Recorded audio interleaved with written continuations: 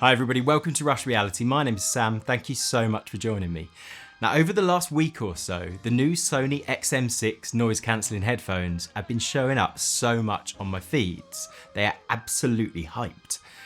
And as someone with an ageing pair of XM3s that I've had for about 10 years, and quite a wide set of use cases, I thought it could be a great idea to pick a pair up and really put them to the test.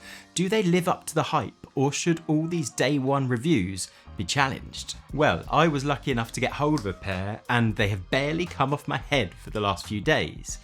So you know what, I think I'm ready to talk about them. So the first thing you will see is this carry case. Now this carry case has been featured in all the review videos that I've watched, and to some really positive praise. People like the fact that it's got this nice magnetic clip on the side, you don't need to zip it up.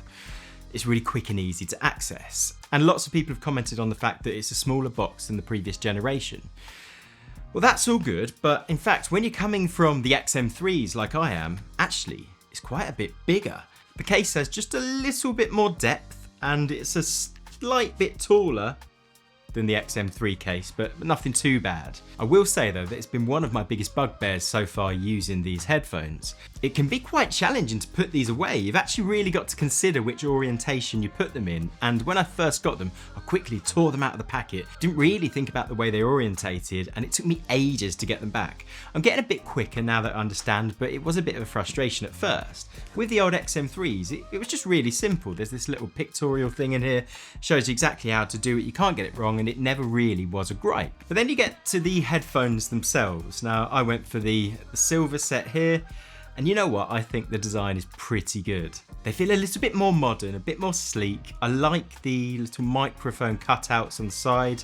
I like the minimalist silver look. I like the clean, sharp contours on the side and that one band across the top. And you know what, when it comes to wearing them, they are very comfortable. I've had these things on my head pretty much non-stop for the last few days, and I'm feeling no signs of fatigue.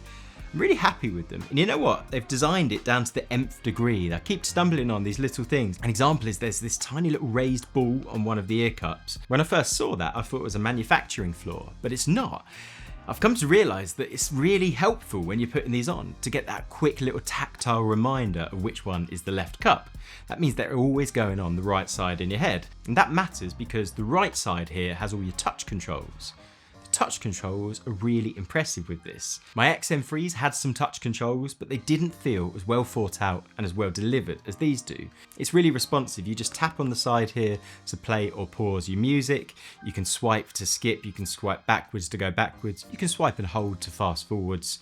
You can swipe up or down if you want to raise or lower the volume. And it all just works really well. Now, the obvious reason to buy a set of headphones like this is for the audio quality, and these promise the best audio quality you can get in a noise cancelling headset. Sony says this was created in collaboration with Grammy award-winning producers to deliver the best sound quality they can. And having had this for a few days, I don't think that is just marketing fluff, because the sound quality is genuinely fantastic. The sound quality was great on my XM3s, and I didn't really think there'd be much to go from there, but this is actually better. It has much stronger bass without overwhelming anything else in the mix. Everything cuts through really cleanly, and I've been really impressed. I do always wonder if there is a bit of a placebo effect with when you're wearing nice headphones, because when you put on a quality pair of headphones and you know they're quality, I feel like you listen to your music in a different way. You kind of search things out. I'm always hearing like little subtle bass lines in the background that I've just never noticed when listening in other mediums. But I do wonder, is that just because I'm focusing so much on the music itself? And would I still experience the same thing if I was using a cheaper set of headphones? Quite possibly. But after a few days of non-stop listening to these headphones, I can say comfortably that if you're looking for a set of headphones that will give you great quality audio, these will do that. They support all the modern codecs that will give you that top quality audio, from LDAC to AAC, SBC, and the new LC3 codecs, so you're very well supported. And it also comes with a little trick up its sleeve.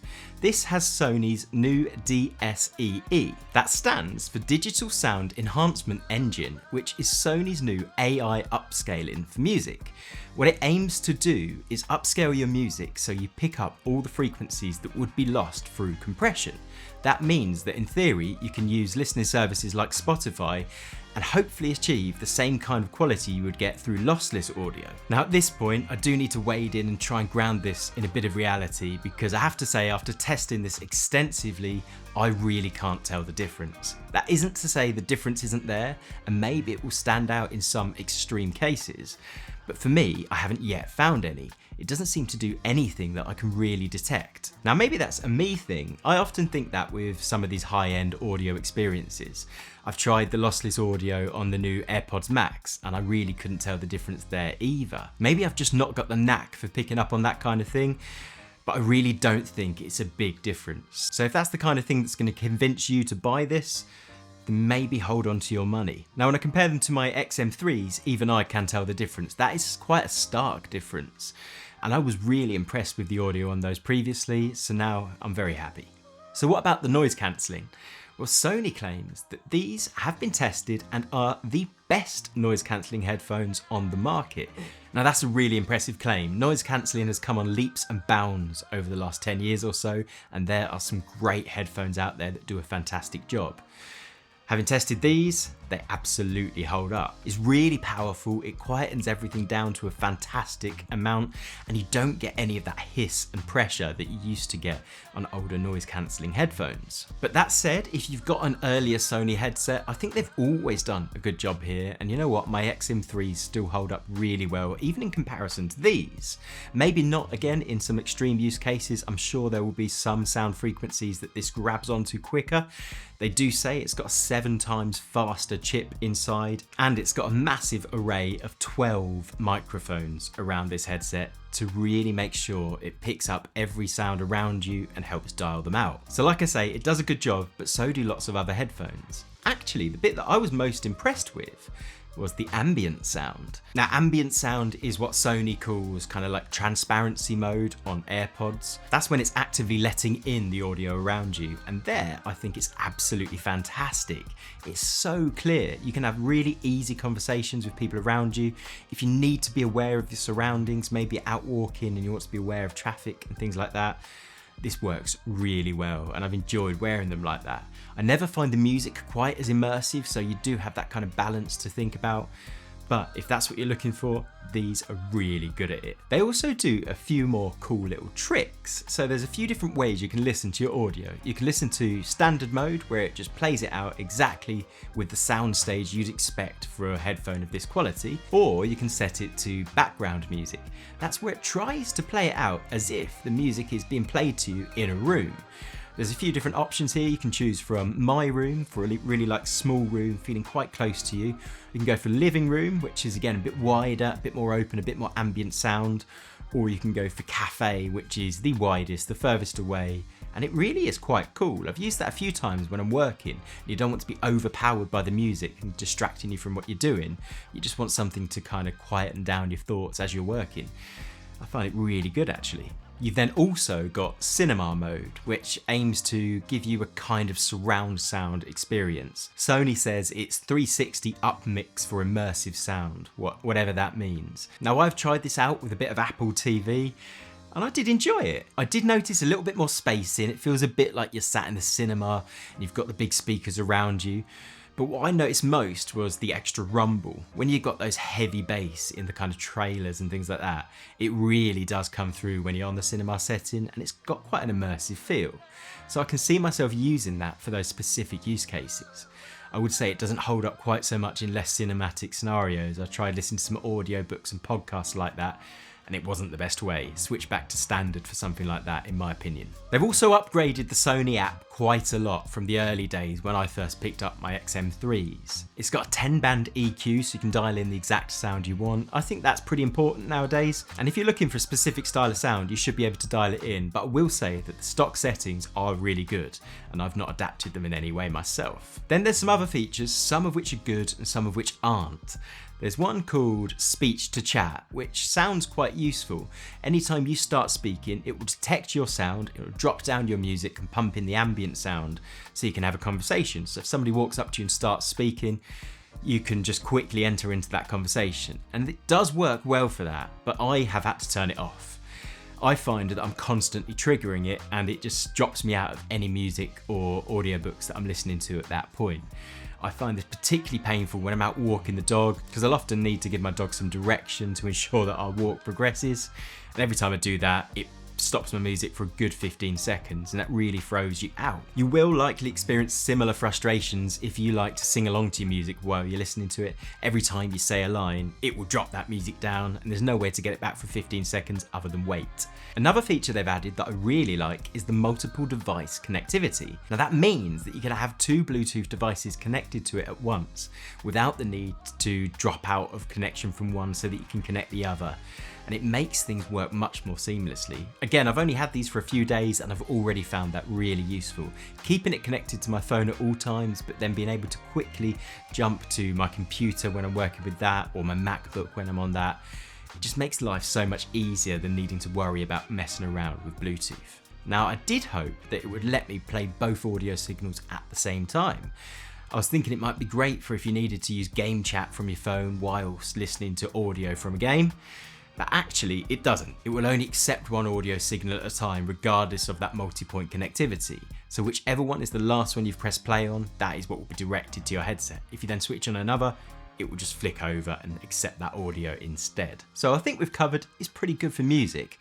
But how about gaming? Well, I was quite impressed. Now, my XM3s came with Bluetooth 4.2. Now that wasn't great for latency, and in fact I never used it for gaming because it added so much that it just made the experience a bit more challenging. Well, these come with Bluetooth 5.3, and you know what, it does a fantastic job. I can't detect any latency whatsoever. I'm sure there is some, but it's just not anywhere near enough for me to perceive. I've even been able to play through games such as Clair Obscur Expedition 33, which is very parry intensive, and lots of those parries are driven by audio cues. These headphones allowed me to just nail them every time. The latency wasn't a problem. Now it does also have an aux lead, so you could connect directly if you wanted that instant transmission. I've tried that out, it works well. It can work passively without turning on the headset, really helpful if you've forgotten to charge them, but it is better being turned on. I don't think you get quite the same dynamic range with it working passively, and of course you don't get the noise cancelling, you just get that kind of passive cancel from wearing them over your ears. So even if you're going to connect directly, I do recommend turning these on. And also, if you want a good gaming headset, you need some mics because you need to be working with that game chat. It uses an increased number of beamforming microphones to pick up your voice the best it can. And it works really well. I've tested it and I think it holds up. I've even tested it against my Razer Black Shark V2 Pros, which I bought specifically for the microphones.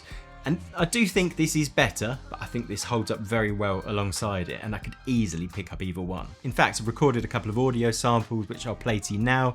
I'd love to know your opinions in the comments below. Which microphone is better and are both acceptable for multiplayer gaming? This is a mic test with the Razer Black Shark V2 Pro headphones. This is a mic test with the Sony XM6 wireless headphones. What I might do for gaming is try and create a custom curve that I think works better for games, something that will emphasise footsteps in FPS games like I've got on my Razers. But so far, the initial audio sounds really good and it's very immersive to play with.